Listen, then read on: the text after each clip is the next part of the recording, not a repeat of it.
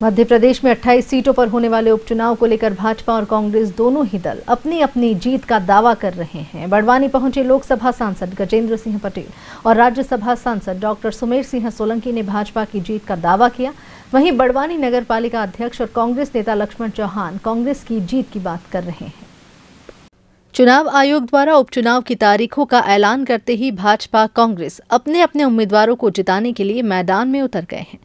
दोनों ही दलों के नेता अपनी अपनी पार्टी की जीत का दावा कर रहे हैं। खरगोन बड़वानी लोकसभा सांसद गजेंद्र सिंह पटेल और राज्यसभा सांसद डॉक्टर सुमेर सिंह सोलंकी ने 28 सीटों पर जीत का दावा किया है।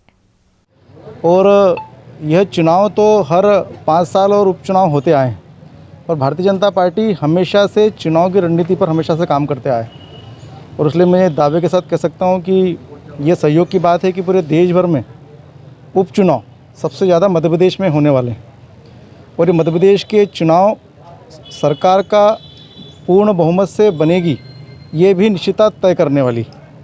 दिवाली के पहले भी कमल की सरकार है, दिवाली के बाद भी कमल की सरकार रहेगी।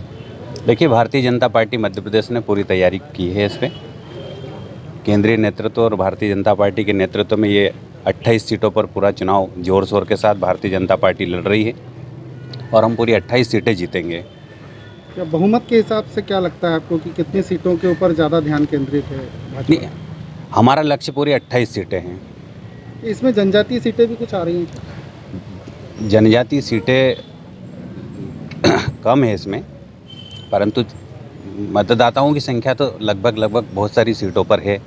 उस पर भी हमारा फोकस है और उन क्षेत्रों पे हम सब लोग लगे हुए हैं और प्रचार करेंगे हम अच्छे से जम के। वहीं बड़वानी नगर पालिका अध्यक्ष लक्ष्मण चौहान ने कहा कि जनता फिर से कमलनाथ की सरकार बनाएगी और सत्ता के लिए बिकने वालों को जवाब देगी।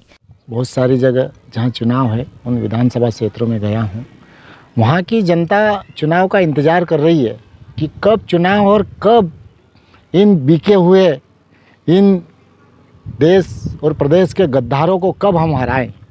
जिन लोगों ने सत्ता के लिए अपने आप को बेच दिया, ऐसे लोगों का जनता इंतज़ार कर रही है और जनता इस चुनाव में बताएगी कि वोट देने के बाद में अपने आप को बेच देना और जनता की भावनाओं को का कद्र न करते हुए उसकी जो उन लोगों ने जिस उम्मीद के साथ उनको वोट दिए और उस उम्मीद पे खरे नहीं उतरे हैं, ऐसे लोगों को जनता करारा जवाब देगी और निश्चित रूप से मध्य प्रदेश में कांग्रेस की वापस सरकार बनेगी, कमलनाथ जी मुख्यमंत्री बनेंगे। चुनाव में जीत का ताज किसके सर होगा, ये कहना जल्दबाजी होगी, लेकिन भाजपा और कांग्रेस दोनों दलों के नेता अपनी अपनी जीत के दावे कर रहे हैं।